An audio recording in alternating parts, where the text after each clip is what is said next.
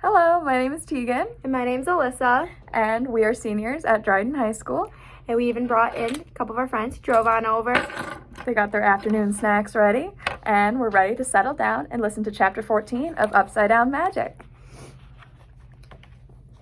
The next day passed with math, geography, poetry, group trust exercises, and interpretive dance. They also had music and gym. Everyone but Sebastian enjoyed music.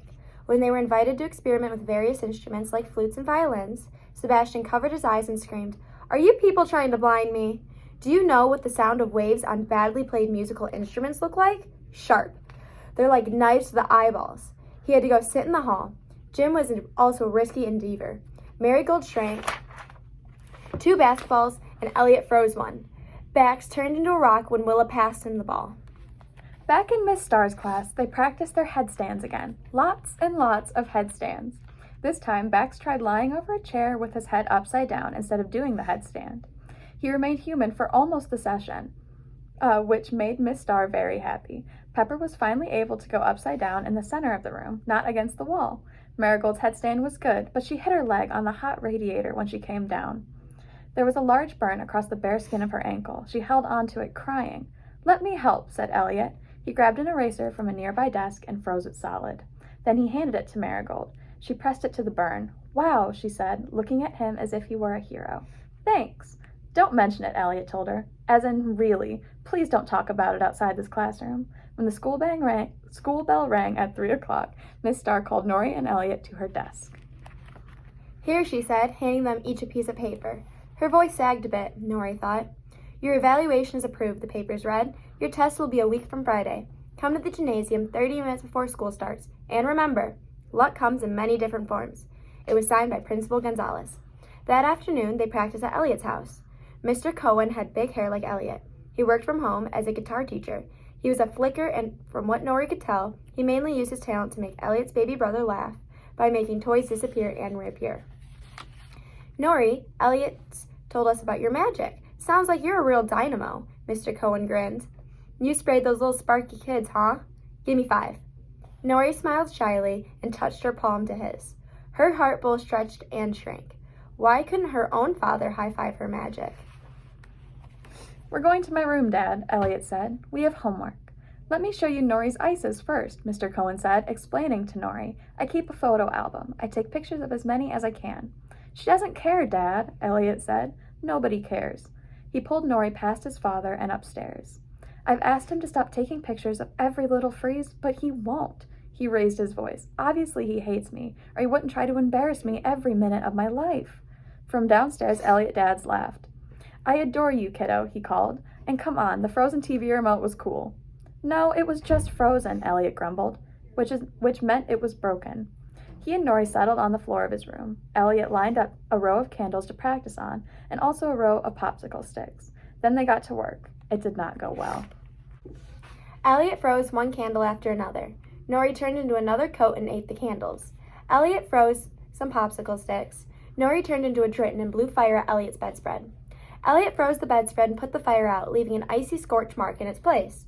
Nori turned back into human. She groaned and put her head in her hands. "It was an ugly bedspread anyway," Elliot said. They both laughed, but they knew they were in trouble.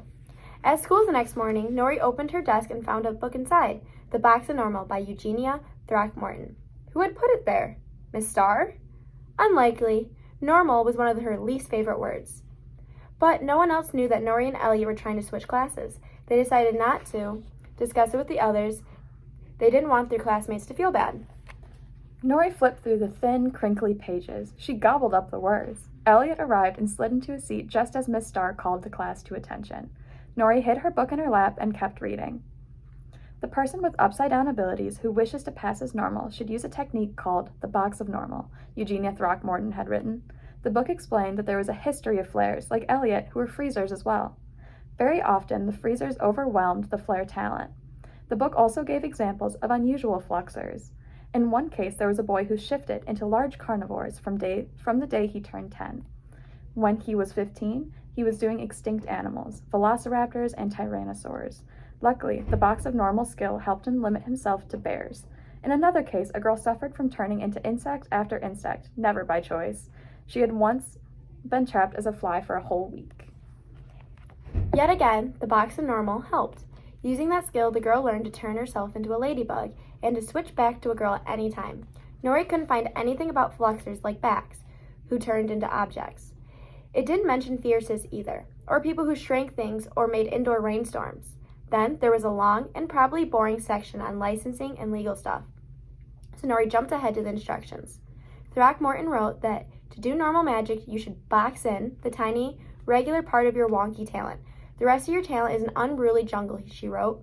Deep inside the jungle, you build a safe place to go. The place is in the box, your box of normal. Nori thought her box of normal was the black kitten. She could hold black kitten longer than she could hold any other form.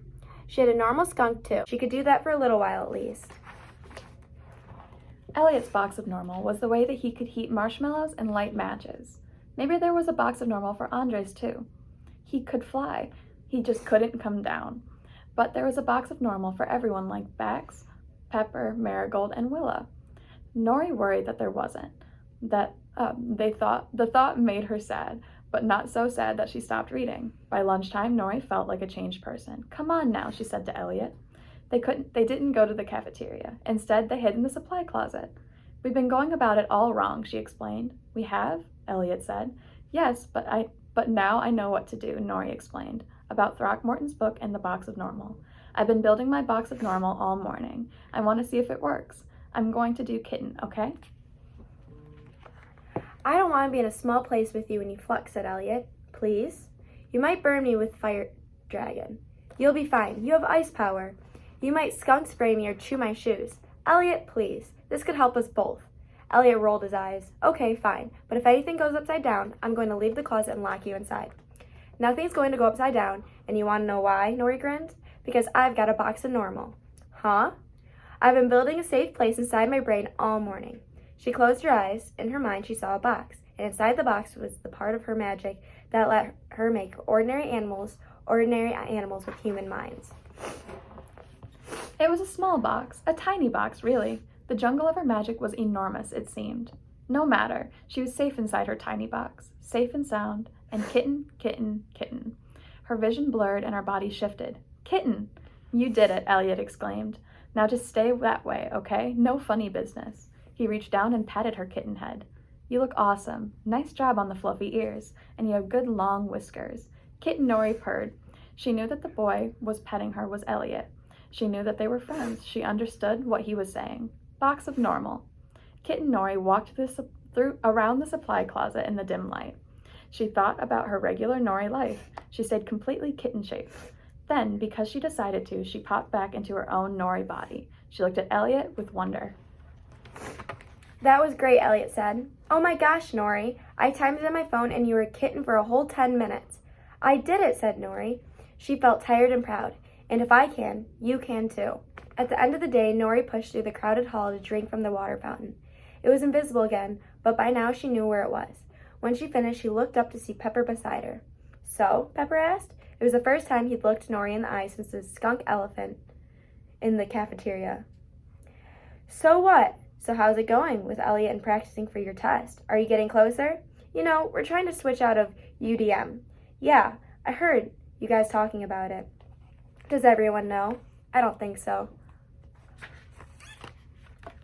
Nori's mind felt dull. Then the pieces of the puzzle came together. "The book. Did you leave it for me?" "Well," Pepper shrugged, "I thought it might work for you and Elliot. It definitely doesn't work for me. I've got no normal to put in the box." Nori looked at Pepper and saw the small, friendly girl she had first met. The girl Pepper was to her before Nori knew she was a fierce. Nori had liked that girl a lot. Poor Pepper, Nori thought. How lonely she must be. How awful to have a talent that pushes people away. "It is working," Nori said. "The box and all that, it's made a huge difference. Thank you." "You're welcome," Pepper said wistfully. "I don't fit in anywhere. I don't think I ever will, but maybe you can." That's it. Thank you guys for listening today. Hope you enjoyed reading with us. Thank you.